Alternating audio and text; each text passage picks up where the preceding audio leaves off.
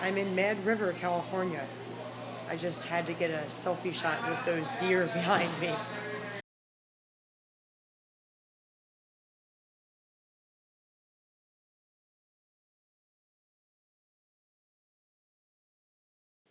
Hi, I'm Adrienne Floreen, and this is my new YouTube series, Adrienne's Adventures. Today, I'm giving some people a ride somewhere. Oh, and I just want to tell you one more thing. The colors on these walls are about to change. In a few days, I'm going to repaint my house. That will be in the next episode of Adrienne's Adventures. So, for those of you who don't know, there have been some issues with my boyfriend driving my car. And I told him that he couldn't drive my car anymore. And we've had these Spanish-speaking people staying at our house for a few days. One of them is from Spain and the other one is from Uruguay. So my boyfriend told them that he would give them a ride somewhere about 2 hours away from here without asking me first.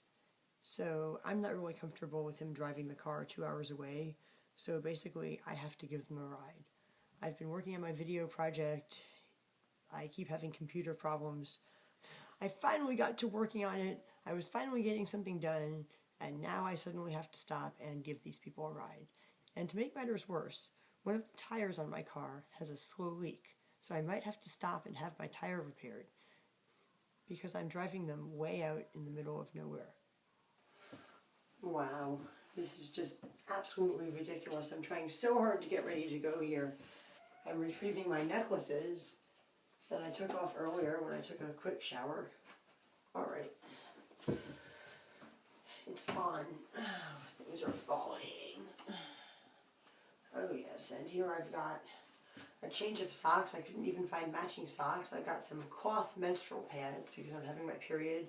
I couldn't find a jacket, but I found this sweater, and I couldn't find a bag, so I'm going to tie the arms of this sweater together.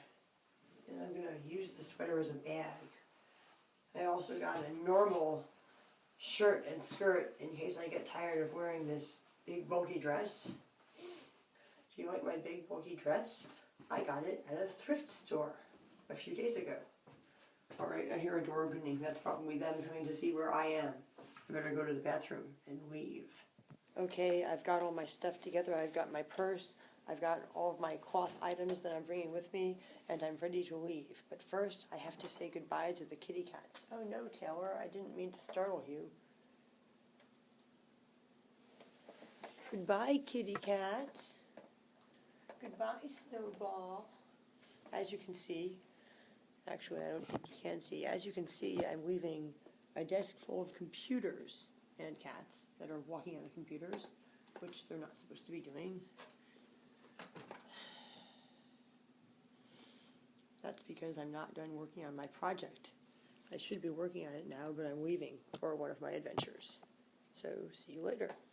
And see you later, kitty cats.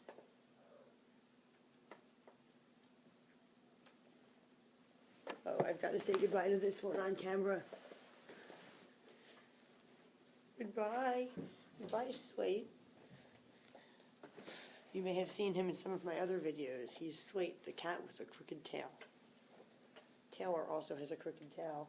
So does Snowball. That's because they're all related. Well, not all of my cats are related, but all of the ones with crooked tails are related. I'll tell you about that later in another video. Gotta go. Say goodbye. Bye. He's upset that we're holding him. Bye-bye. Turn the camera over. He's not in the video. Who's not in the video? It's his last day. This is last. Who could leave without petting Mr. Brown first? Ooh. You're a goat wrangler. He's coming towards me. Mr. Brown. Hold on. Nice to see you.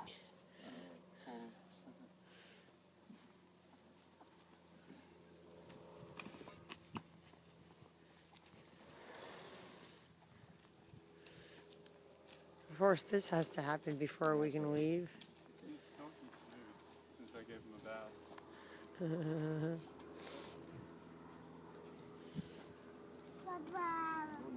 He's got a stick, and he wants to poke the ground with it.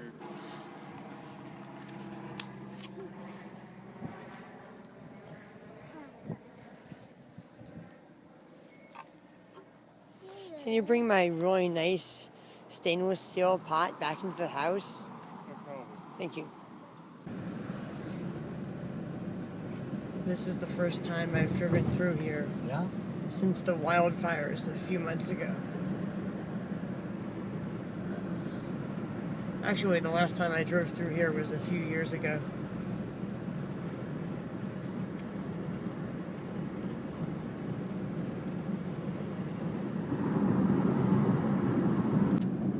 And it just became a one-lane road.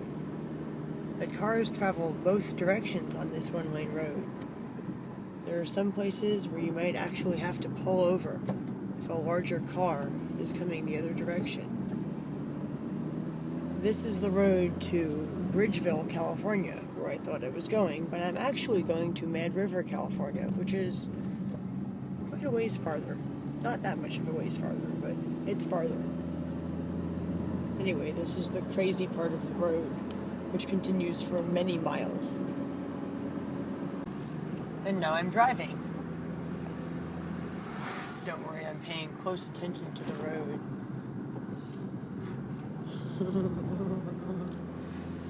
These people in my car with me. Say hello. What's up?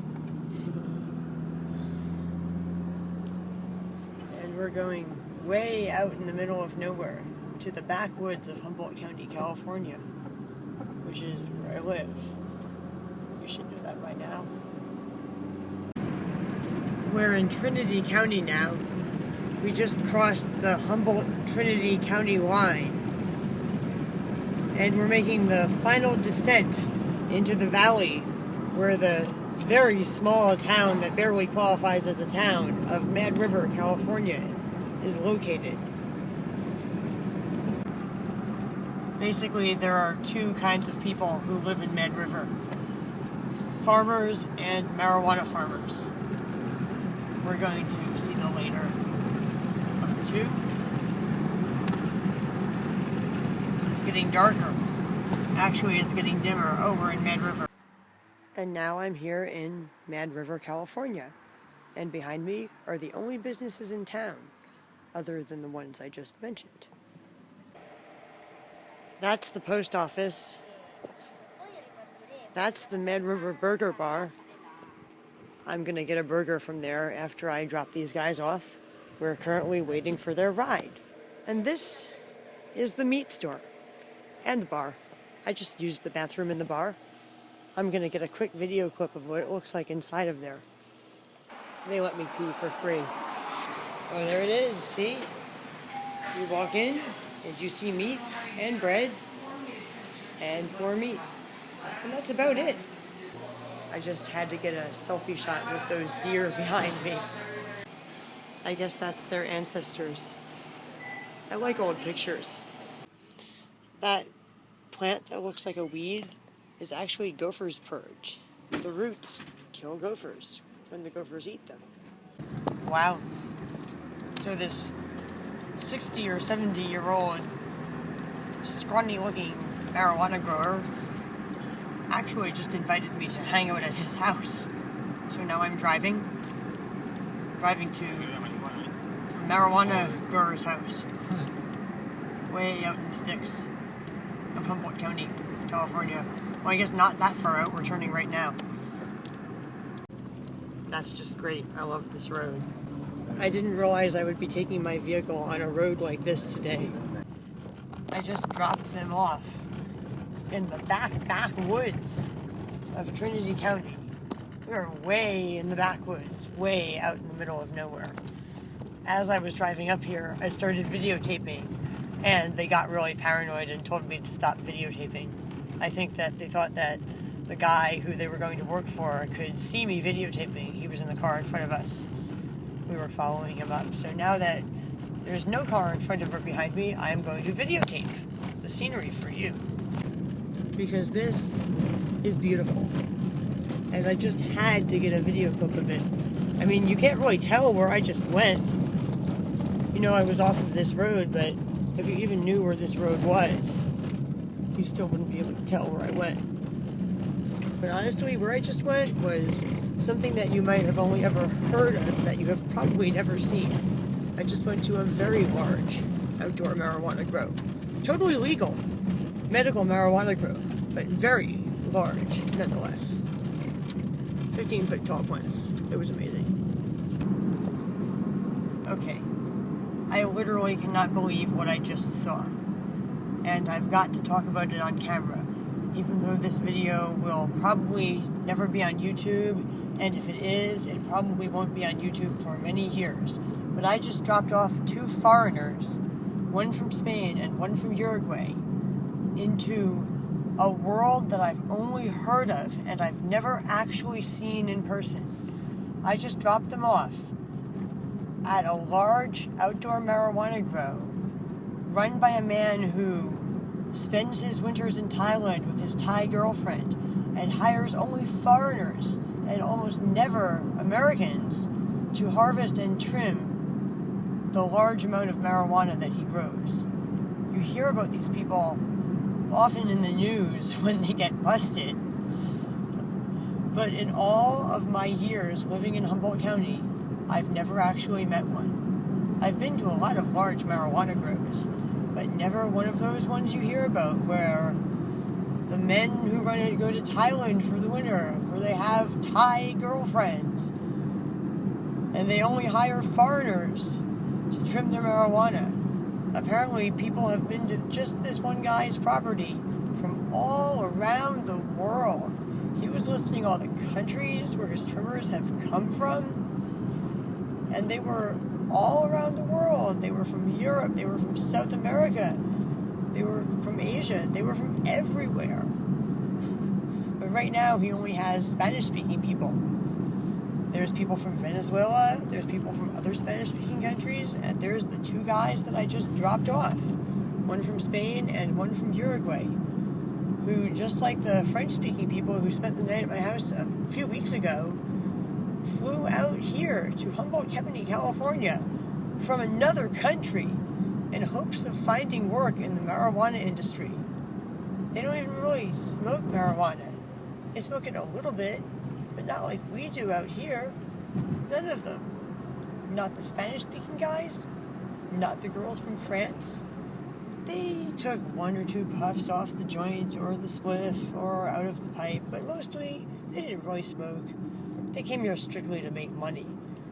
And all of them are talking about how bad the economic situation is in their countries and how nobody has jobs and how in some areas there's a 50% to 75% unemployment rate. So they're actually coming here to Humboldt County, California for economic reasons, which is funny because so many people here are unemployed, even though there's apparently so much work available. The problem is, though, a lot of the people here who are unemployed are homeless or drug addicts. The grower summed it up. He said he doesn't want to hire a lot of the people who are hanging out locally at the Dinsmore store looking for jobs because a lot of them are dirty, or they have dogs, or they're dishonest, or they're thieves, or they drink a lot of alcohol. And that's why he hires only foreigners.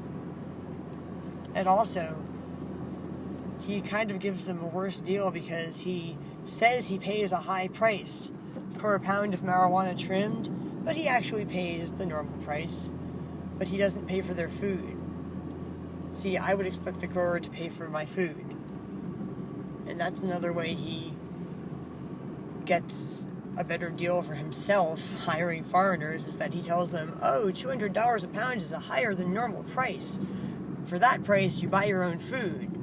Most growers around here pay $100 a pound or so. But it's not true. Most growers do pay $200 a pound and pay for your food. But since they're from another country, they don't know that.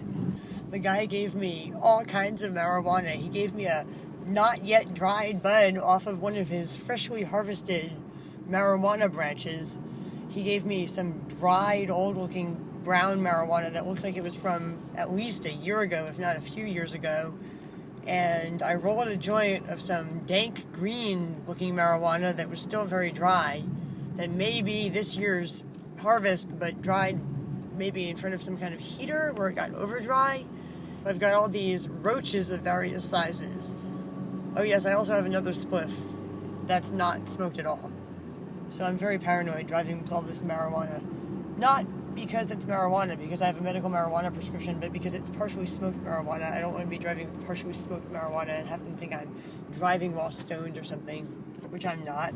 Anyway, now I'm going to stop talking and film the beautiful and scary part of the road. Oh, wow. Look where I am. Oh my gosh, there's a car. See, I wanted to drive this part before dark. And it's getting dark. The sun is setting. And now I'm going into the dreary and dark woods. Ooh. Scary. One time I drove this road in an ice storm, and I almost skidded off the edge of the cliff. And then I almost skidded into the left side. And then I almost skidded off the edge of the cliff. Basically, the car went out of control. Let's not talk about that right now. Let's talk about the beautiful view that I'm recording for you, even though you may never see it or you may not see it for many years because of the nature of the subjects that I have talked about, the legal nature or legal status. When marijuana becomes legal, I'll put this on YouTube. Man, I thought I'd be picking up a hitchhiker or two at least, but this road is desolate and very windy. I feel like I'm driving in a circle. That's because I am driving in a circle. Oh no, now I'm driving in another circle. Look at this. And remember, cars come the other direction also, and a lot of them are big trucks. Because honestly, you really need a big truck to drive on a road like the one I just drove on to get out to the marijuana grower's land. I mean, that was amazing. I could barely keep up with him in my car. I'm surprised he didn't warn me before I drove my car up there. And there you go. It now becomes one lane again. I mean, look at this. Some people have never driven on a road like this in their lives. And there's a big truck. Wow. Look at this. Look at this road. There's another car coming. Oh my gosh. Wow. It's the most narrow part of the road and they barely even slowed down. Wow. There's a lot of traffic all of a sudden. Just to let you guys know, there has not been this much traffic. It seems to only show up when I videotape, and when I'm not videotaping, I'm driving on like an empty road. Wow, that reflector helps you see at night. Oh boy. I really want to get off of the one-lane road part of the road before dark, though. And I'm just now realizing what a dangerous situation I could have been putting myself into going to a large marijuana grow run by some creepy old man who has a girlfriend in Thailand who only hires foreigners to trim his marijuana. I mean, they could have had guns and, like, shot at me or something. But that didn't happen. They were actually very friendly, as most marijuana growers are. But you do hear stories. Actually, I have a good one. A few years ago, we accompanied a friend of ours out to that same town, and we waited for him for hours at that little bar and meat market. He was supposed to only take a few minutes to go pick up his girlfriend who was working at a large marijuana grow, but he came back about 8 hours later, and he said that guns had been pulled. Apparently, he had a very hard time convincing his girlfriend to leave. I don't know what the story was. I never found out the whole story. But yeah, I ended up going back to that same town, and that's the last time I drove out here, a few years ago. He called us up and he said, "Do you have any plans for the day?" And we said no. Now, if anyone ever asks you that, if anyone ever says, "Do you have any plans for the day?" you should always say yes, because if you say no, they might just ask you to do something that you might agree to without realizing what you're agreeing to. That takes up the entire day, because, hey, you said you didn't have any plans for the day. We waited a few hours past the sunset, standing out in front of that bar, shivering, and seriously sketched out, thinking that our friend might have gone up to a marijuana grow and been shot to death because we didn't know why he hadn't come back. Maybe we were psychic because he said that guns had been pulled. Maybe we were having psychic visions. I don't know. But that was sketchy, and oh, my teeth look horrible. I need to brush them. Sorry. And finally, and luckily just before sunset, I'm back on the normal 2-lane road again, where this wonderful yellow line divides the road into 2 lanes. 2 beautiful, safe lanes. Or at least safer. It would be nice if they actually had a divider and guardrails along the edges where there are steep cliffs. But this is better than the 1-lane road. I definitely feel safer. I'm on the straight part of the road right now, but it does get curvy again later. Wow. That's really beautiful.